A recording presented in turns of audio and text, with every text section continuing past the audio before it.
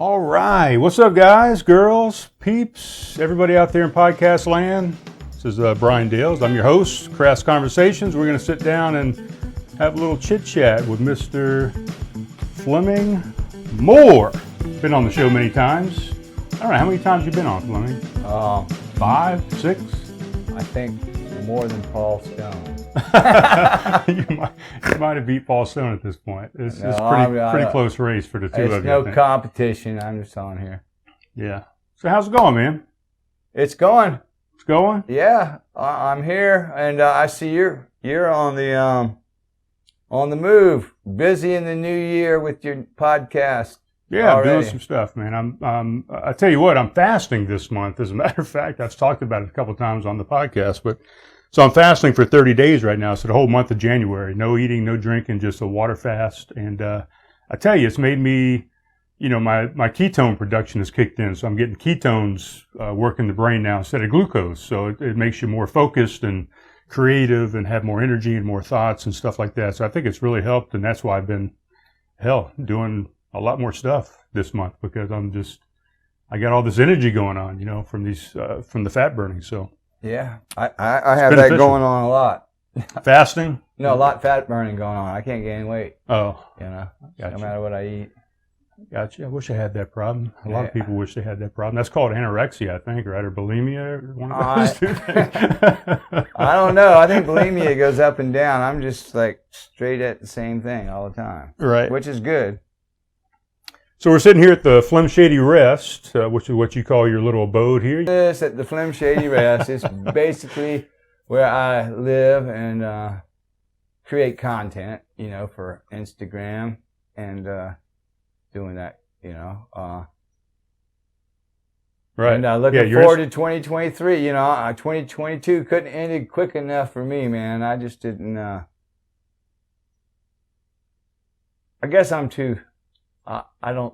Maybe I don't have enough gratitude or appreciation for what I'm accomplishing, but it didn't seem like I really got much done.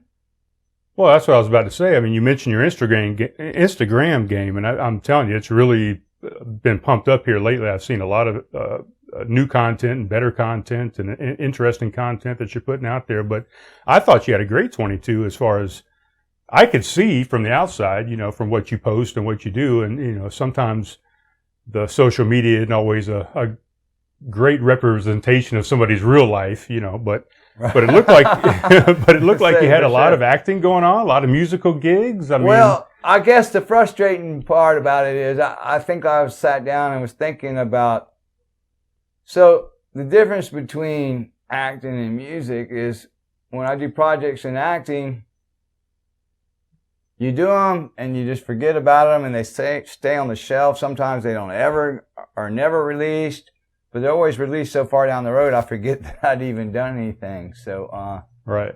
In 2022, I only wrote 3 songs. Anyway,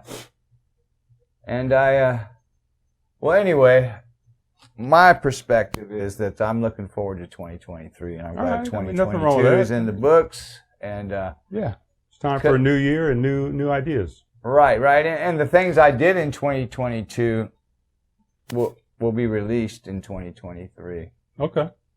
So released as far as just some singles out there on YouTube, or doing an album or EP, or what? Well, with the music, I want to do an album, and Danielle Howe's always kicking around, encouraging me to do that. And so if I can get the funds together, I'll have Danielle help me produce an album, or she'll be the producer. Because she knows what she's doing. Right. And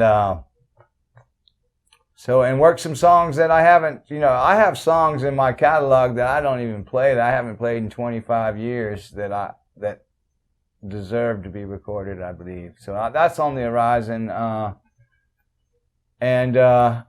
Right now I'm taking an acting class, and up at Impact Studios in Summerville. Shout out to Impact Studios and Movie Films.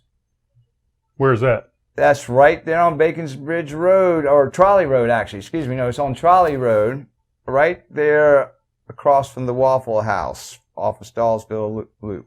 Okay, yeah, I know where you're on the talking corner about. there. Applebee's right there. And Yeah, the Waffle House. but there's a Waffle House, and then you go through the light, that next building on the right, Impact Studios, and it's Okay, I've it's learned like a a lot watch already. It's been fun. It's like a jewelry repair shop over there and some other things, right? Is that No. correct? That's the wrong spot. Wrong spot.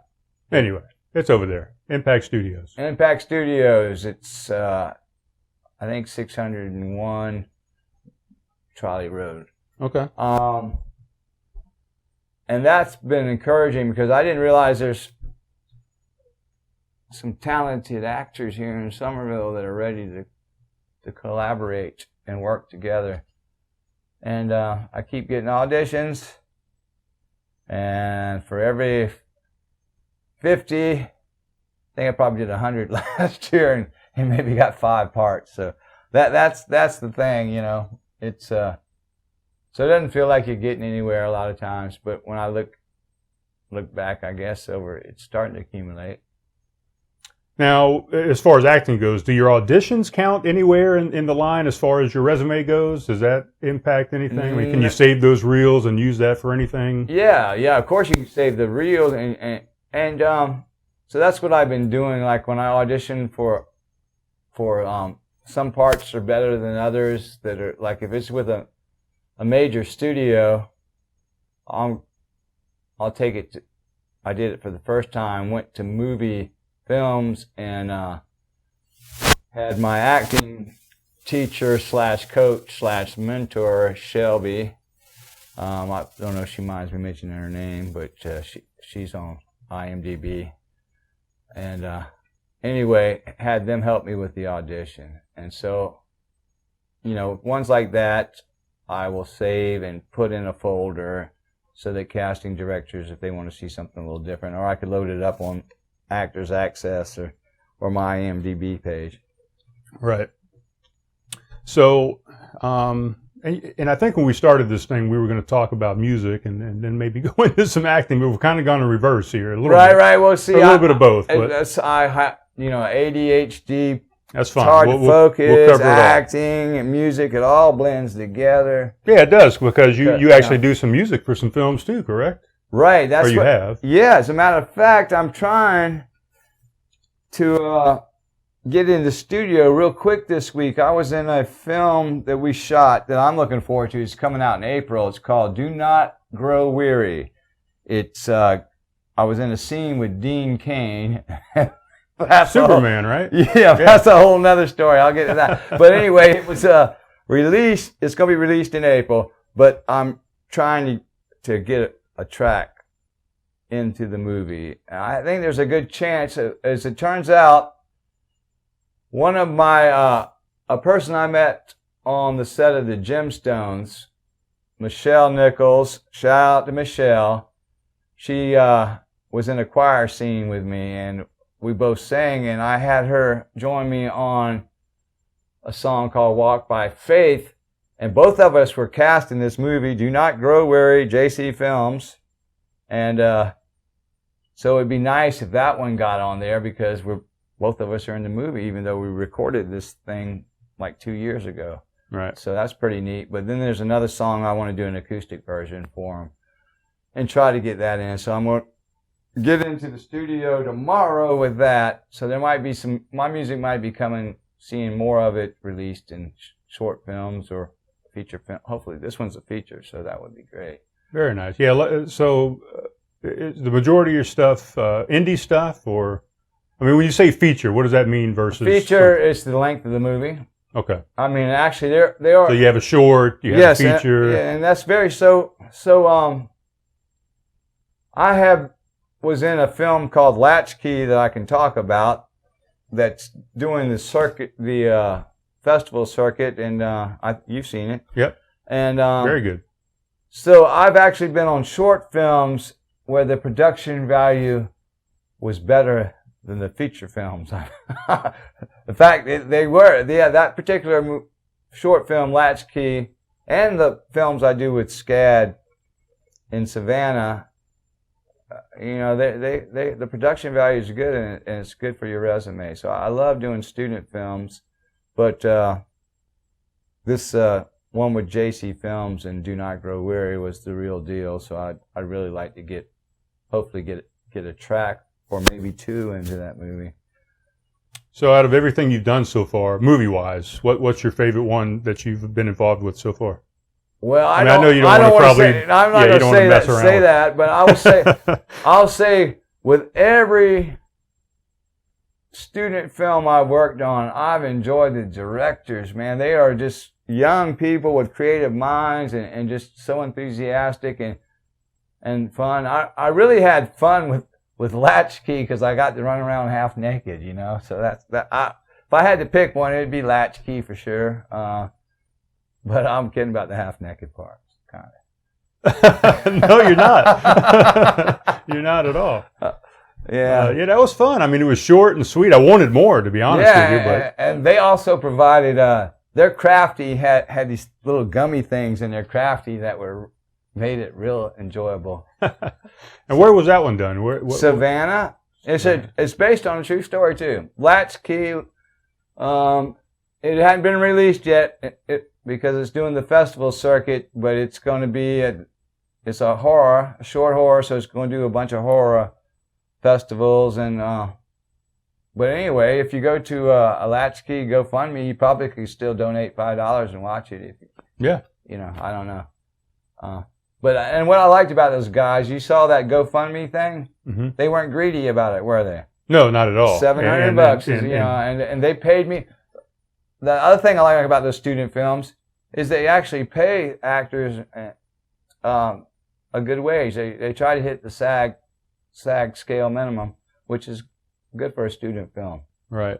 Yeah, those guys were fantastic. You know, I made my donation and I got an email and I kept getting follow-up emails, you know, just very gracious and they were very considerate and thanked me for my donation and just very good people. I like them a lot. And I followed them on Instagram and all that kind of good stuff. So. And that's Side Street Films. Yeah, Side Street Films. Yeah, and we'll try and get all this stuff in the show notes and stuff as well. But, so what's next on your acting resume? I mean, I know you said that thing in April. You know what? Right now that's the other thing. So you audition for stuff. I got an audition in last week for Will Trent. Oh, I like that show. But I've watched 2 seasons or 2 episodes so far. So y'all, I can't talk about exactly. I guess I talk a little bit about it, but it's a scene where they needed somebody that was like a 61-year-old hippie that leading an NA meeting. So I don't know. We'll see.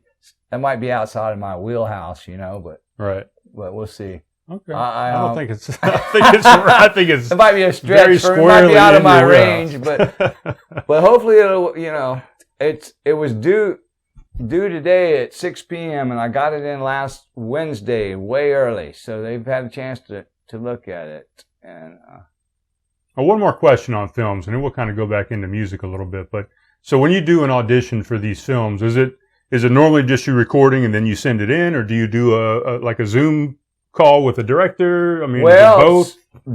But see, what happens is so. I'm encouraged about this. For every role out there that I've been applying for, there have been 1,000 people applying for the same role. Right. And the casting directors will pick 200 to audition. And out of those 200, they'll pick maybe 25 for callbacks. Okay. So you figure the percentages on that, you got to be in the top 2% to get cast in these things. Yeah. And so realistically, and a lot of that's probably just people not matching the role, right? I mean, they're just right. But the other part of the side of the coin, which I learned in my scene with Dean Cain, is that I'm going up against professionally trained actors that went to college that have been going practicing it. And to be honest with you, I'm praying that the editors can work. The director said he had enough to work with, so we'll hope with. But I didn't know who Dean Cain was by name. Oh, wow. But it was like, okay, I treated it kind of like a student film, and I wasn't prepared for my scene like I should have been. So that was embarrassing because I got in there and I go, right, you got the kryptonite. "You're that guy on Fox and Friends, man." And then I realized, oh no, you're Superman. Yeah. And I there were a couple times I couldn't remember my lines, and I was just like, and that production was, they were wanting to, no time. Like in a student film, it's kind of lackadaisical because you got, you try to hit the schedule, but this thing, man, they were shooting that thing quick. So I'm sure the editor, they got enough over the shoulder stuff and that it'll come out looking like I halfway knew what I was doing, I hope. But I'm sure they'll make it fantastic. They do a lot in post-production, I'm sure. So my whole point of that is that I have to train, man, and the auditions. I'm encouraged that out of 1,000, I'm getting in the top 20%. Okay, just by asking for the audition. Right, the 200. To get the callback, and I've gotten a callback. So to answer your original question, what they'll do is you'll send the tape off.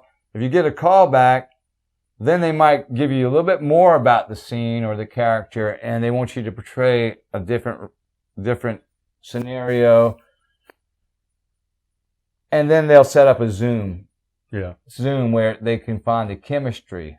Right. So first off, nobody's bothering you with you because you might not even make the cut to begin with. So right. So the director's not going to mess with you until they know you're in. Or kind of thing. Or they got it whittled down to 3 people. Yeah. And then they'll say, okay, well, that guy, I don't like, he's, I mean, different people have different energy, man. And so that's kind of why I kind of prefer a live audition, even though I've only done one and I got the part, is because the casting director's right in front of you and there's the chemistry. So if you can get some chemistry. Well, and you get a little direction too, right? You get a little direction and you're reading off book, but I like both of them, I suppose. Like when we did that film with, Steve Oakley or whatever. And, yeah. I forgot about that. When I did the call with him, he gave me direction on how to do the scene. It wasn't really an audition, I guess, but I was kind of a shoe-in, I think. But yeah. But yeah, during the scene and stuff, it was great direction. It was a Skype film, but it was fun. Yeah, but it's, I got to be careful about what I say because you know what? If it weren't self-tapes, I mean, how many live auditions are you going to get, or in-person auditions are you going to get in Charleston, South Carolina if you don't have self-tapes? It's kind of, COVID's been a good thing where that's concerned, because now I can submit for stuff all over. Right. All right, well, let's get back into music, Fleming. So, I know last year you had quite a few gigs going on. You had Indigo Reef, you had Benny Mazzetti's Pizza. I don't know. I'm not going to mention all the places you had, but it seemed like you were gigging quite a bit. And then toward the end of the year, maybe you slowed down a little bit. But what are your musical goals for this year? Is it more gigging? Is it more writing? Is it recording an album? I mean, what are your aspirations musically?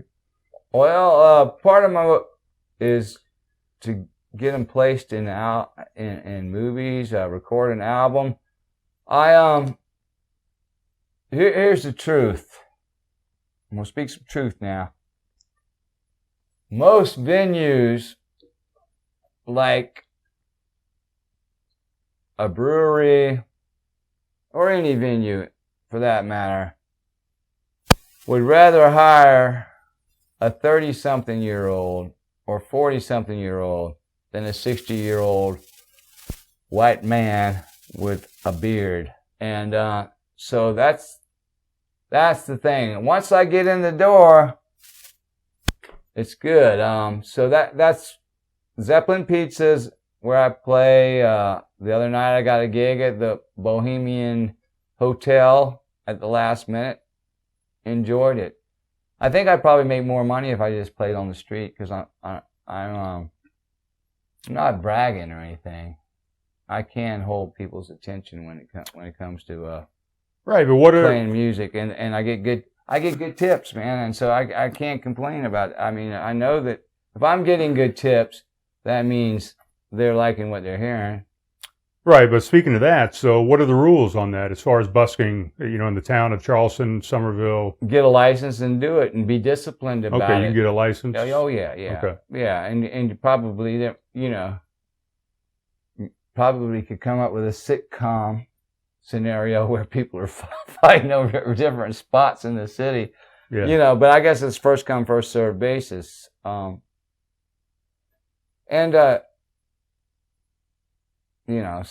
I don't know. I love them playing the music. I just don't like having to jump through the hoops of the gatekeepers at the breweries and the bars, because there's usually a turnover on that. And when there is, they get all new music. They want different musicians and right. And I found out the other night, the guy at the Bohemian bar told me he loved it, but Jive, I booked it through Jive, and it was they sent out this emergency call, and I just happened to get it. He said, we don't even pick the people who play here. Jive does. So, I probably won't even get to play there again, because Jive's got his little. Yeah, that's kind of how his team of players. Lowe's Foods, when I used to work up there, the beer den had music for a while before COVID, and they had to go through corporate to get booked. It wasn't the beer den itself booking people, so it was kind of a runaround. But so you do all the booking yourself? You ever thought about a booking agent or? No. I'll yeah, and the cool thing is that, like, Palmetto Brewery, if they want me, they call me up. I mean, I quit chasing it, and the ones that reach out to me, I'll say yes to. Right. And that's the way, typically that's how you'd want to do it. I'm too old to be chasing down the gigs, man. And but I do love playing music, and it's fun getting tips, and it's fun interacting with tourists, having a good time. Right. Bridesmaids. Charleston's got so many beautiful women. My goodness, it was insane. So, what's your favorite type of gig? I mean, you can play breweries, you can play bars, you can play weddings, you could play private events. House concerts. House concerts. Or even better yet, a concert in a theater where people are sitting down, and forced to be quiet. Yeah. And listen, I mean,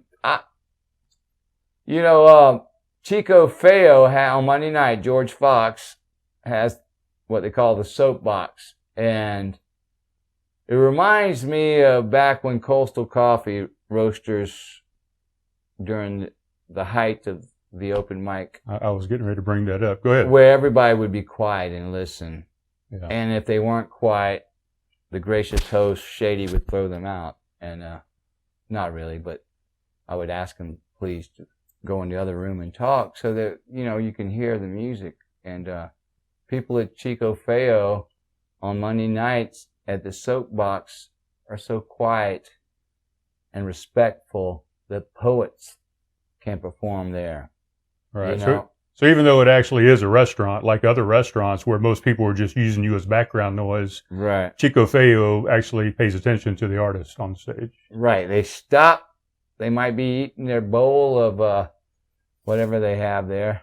Yeah. Or their tacos. Kind of a Tex-Mex type flair, right? Yeah, they got some good food. And they listen because they're there to hear the music, and George has done an incredible job curating that type of atmosphere.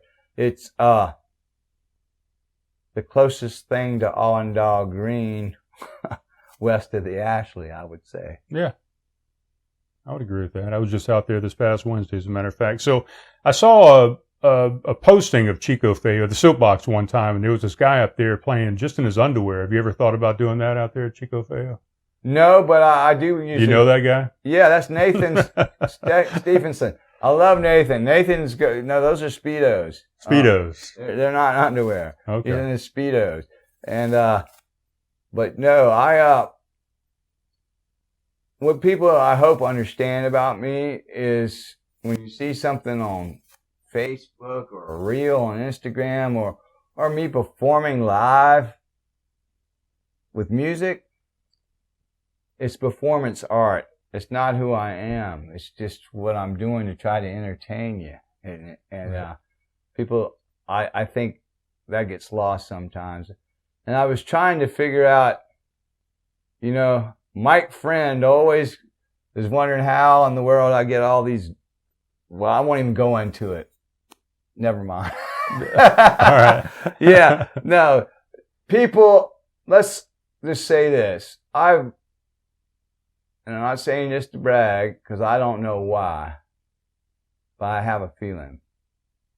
I've dated some beautiful women, was married to a beautiful woman, and they were attracted to me because I played guitar and do what I do, and maybe saw some joy in me when I was performing. But after they find out that dating or being married to a performance artist is not all it's cracked up to be,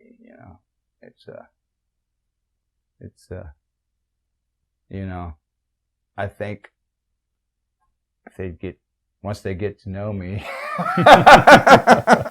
it's not as fun as it was when they had this image of me being something I'm not, because I'm just a normal, regularly broken down person. Right. So Fleming Moore is single right now. Is that what you're saying?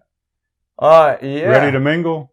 I think I'm supposed to spend some time being single and just, I'm not interested in getting in a relationship right now. I need to focus on my career. And, the last relationship, was beautiful. She still is. She's a wonderful woman. And, we hardly had a cross word ever.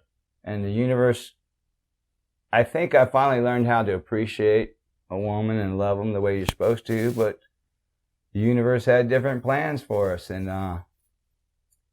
that's the first one for me, because usually I end up messing it up somehow by making a bad choice or two, but this one just kind of went like that. And we won't mention any names or anything, but yeah, you were both creative artist people. You're both busy and like you said, going in different directions all the time, right? Right, and you just kind of grow apart, and it's bittersweet. A lot of out-of-town work, and I'm not saying that someday that our paths won't cross again, and we'll see what happens when we look each other in the eye, Right.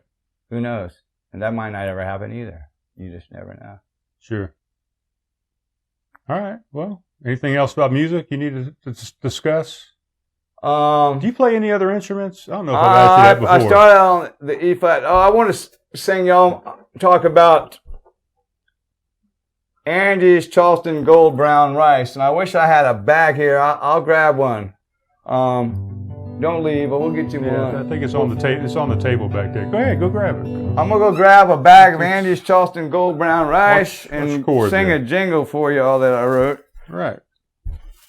All right. So stand by. We're gonna get some rice, and we're gonna hear a little tune, and then we'll kind of break into the next segment here.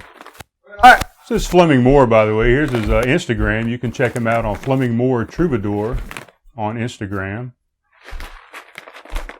Give him a follow over there if you would. So, my dear sweet friend Danielle Howe connected me with the great legendary blues guitar player Paul Quattlebaum. Here, put it right up here to this camera. They can see it up there if you can get it in there. Okay. So anyway, Paul has hired me to be a brand ambassador, and I'm be cooking rice in Lowe's Food, and it's locally grown in Georgetown, South Carolina, at White House Farms. It's gorgeous out there. And it's Andy's Charleston Gold rice. This bag I have here. Well, I don't have Okay, and this, whatever. I'm no good at being a brand ambassador. I better learn this if I'm going to be on QFC or whatever, it was, QVC. Right. I'll grab a picture from the internet and I'll throw it in there as well. So anyway, I wrote. And you cooked some the other day, right? I got some. It's good, man. Yeah. So anyway, I wrote a little jingle about the rice, and I'll sing it in Lowe's Food for you. If you come by, and I'll have some samples.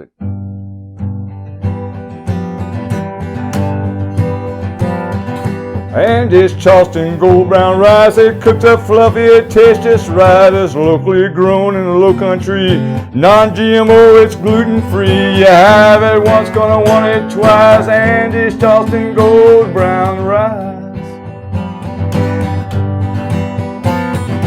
And this Charleston gold brown rice. Get you some. I like it. That's good. And the other, I don't know. I was in a Shelley Leak commercial last. So I tried to sell Miss Leak, and she's a wonderful person, by the way. She's a devoted wife and mother and a lover of pets that happens to be a personal injury lawyer. But anyway, I wrote a jingle for her, but I don't know that she's going to buy it or not. It kind of goes like this. How's it go?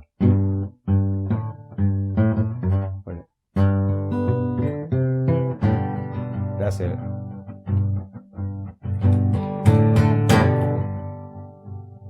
Been hurt in a wreck, can't work for weeks. Pick up the phone, call Shelley Leak. Bill's piling up, don't you freak. Pick up the phone, call Shelley Leak. I like it. I mean, Mike Hostelo has a rapper or whatever. Why not have a you can do that, or you can do it like reggae. You can do it all sorts of ways.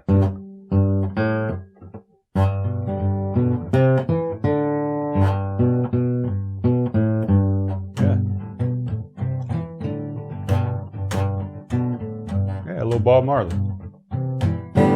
So that's my career. I'm writing 30-second songs because that's all people have attention for these days. Or time. Right. Awesome. That's all you got? That's all I got. That's all you're playing? Oh, you want to hear us? I suppose I could play a song. It's up to you, dude. Yeah, I'll play. This one's called My Molly. Yeah, well, play this tune and then I got a question for you. All right. She was looking sweet from down on the street, dancing on her balcony. In the summer heat, I didn't miss a beat. I was grooving to her melody. Our eyes meet and she throws me her keys. I'm wondering what she sees in me. Oh my Molly, oh my Molly. Oh my Molly, I love when you dance with me. I love dancing on your balcony.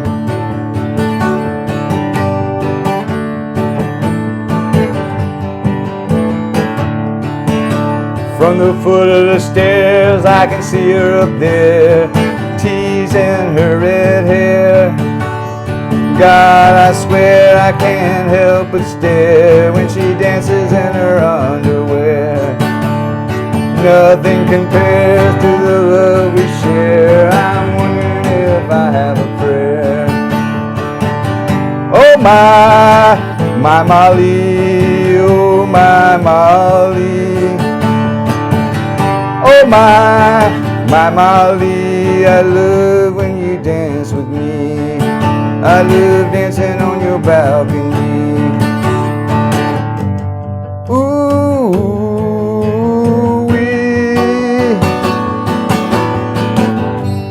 Oh, what your love does to me. Oh, my Molly.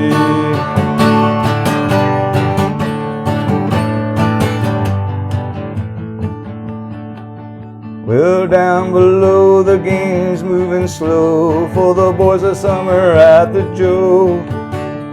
We're up here and the view is clear, slow dancing to the radio. She's not afraid, she doesn't pull her shade, she loves putting on a show. Oh my Molly, oh my Molly.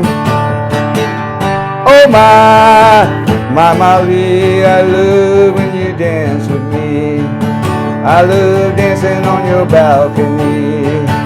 Oh, I love it when you dance with me. I love dancing on your balcony.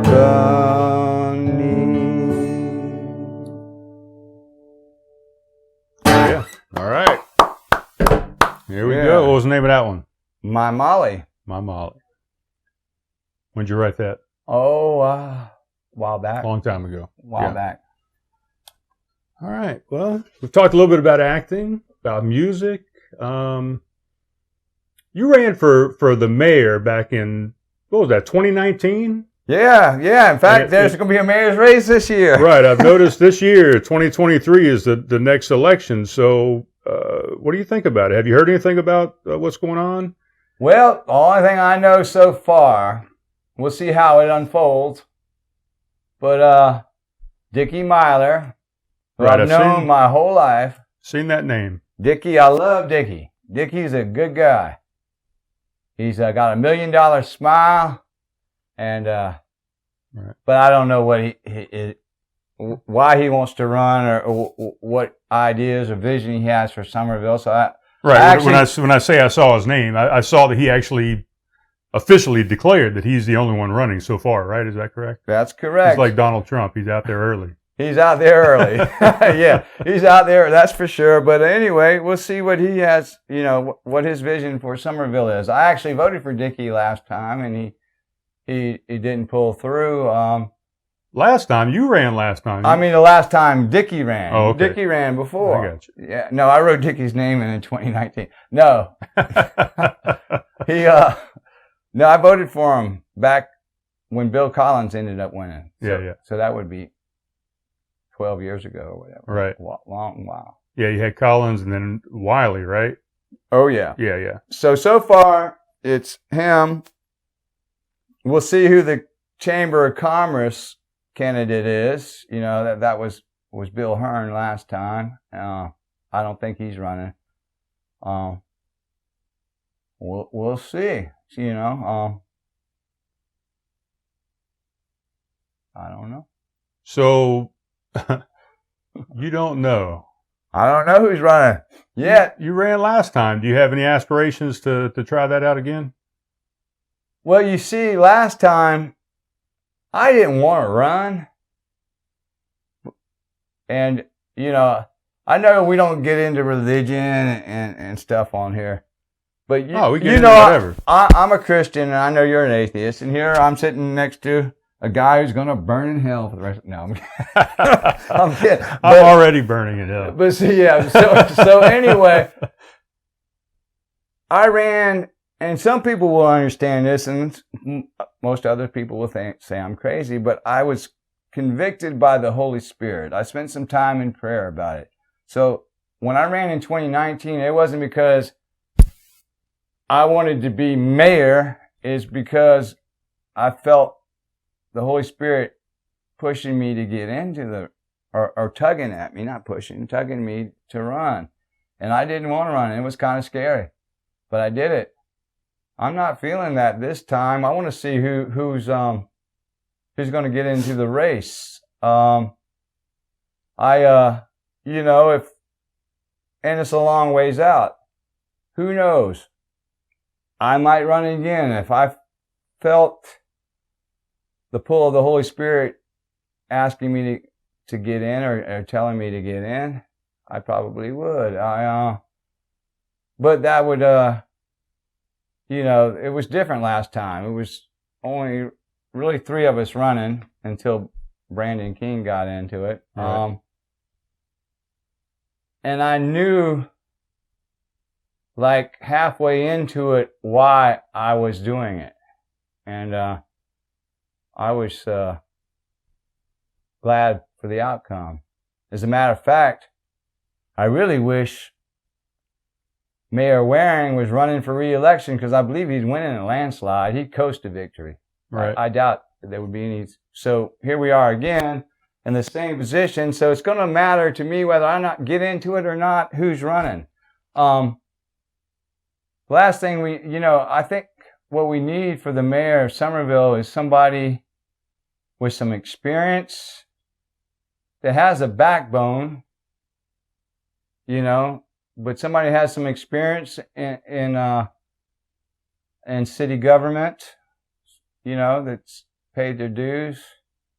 Not necessarily a nice guy, and I'm not saying that bad about Dick. He is a nice guy, but sometimes maybe he might be a little too nice, who knows?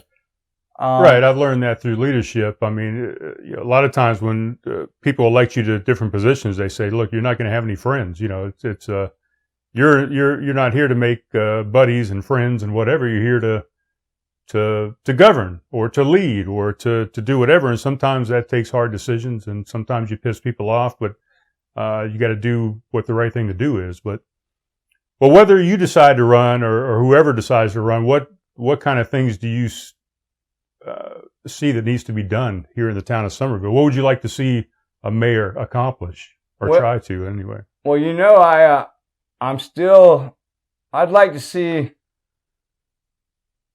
what I proposed last time is the Saul Alexander pedestrian walk, and it would maybe could be done in 2 phases that would help with the storm water. I would also like to see Summerville become a sanctuary city. What I mean by that is we don't need Ron DeSantis busing us. No. Oh, not that kind of No. Sanctuary city where you can not worry about being arrested for simple possession of marijuana in the city limits. So that would be my sanctuary, the sanctuary city where people from Colorado could feel safe, without being arrested for. I think the waste, well, and that's a subject that's, focus your police efforts on real crime. Right. And I haven't looked at the dockets or anything, but is that a significant amount of arrest here in Summerville? Simple possession, or? It was for me in my in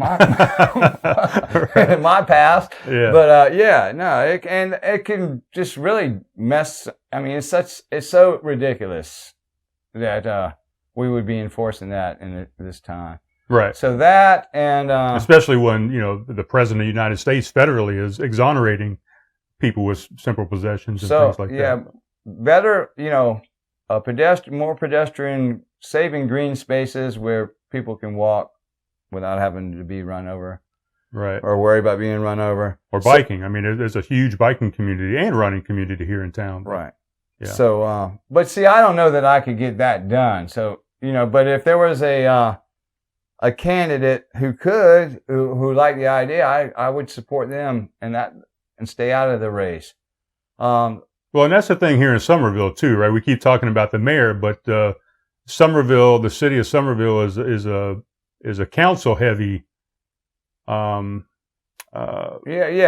body, right? The mayor doesn't have a whole lot of power. It's weak mayor, but the mayor is kind of just a deciding vote a lot of times, right? Yeah, but he's a leader too, and what I appreciated about Ricky is Ricky wasn't a rookie. Ricky had years and years of public service. It's not like he was this ambitious person, that had just wanted to be mayor, or was using the office for a stepping stone. I hate when candidates do that. They'll get elected into an office, and I'll give you one. I voted for Katie Harrington. Y'all, I vote Republican sometimes, believe that or not. I voted for Katie Harrington, Senator of the State House, because she knocked on my door and promised me she would work hard in Columbia for me. She wasn't up in Columbia 2 months, and she was running for the first congressional district of South Carolina. So she was using that office as a stepping stone. Right. So I don't like candidates who get elected into an office, they're rookies, and then they think they can be mayor or congressperson. You know, Right. And a lot of times they step on people to do that. You know, right. You say a stepping stone, it's a stepping person sometimes. Or it's a stepping stone, and it's also, you got to look at the candidate and who is behind that candidate. Yeah. Where is the money? Follow the money. So I can promise you this. I might not run for mayor, but I will be scourging through their campaign contributions like I did the last time and find out who's behind the candidate.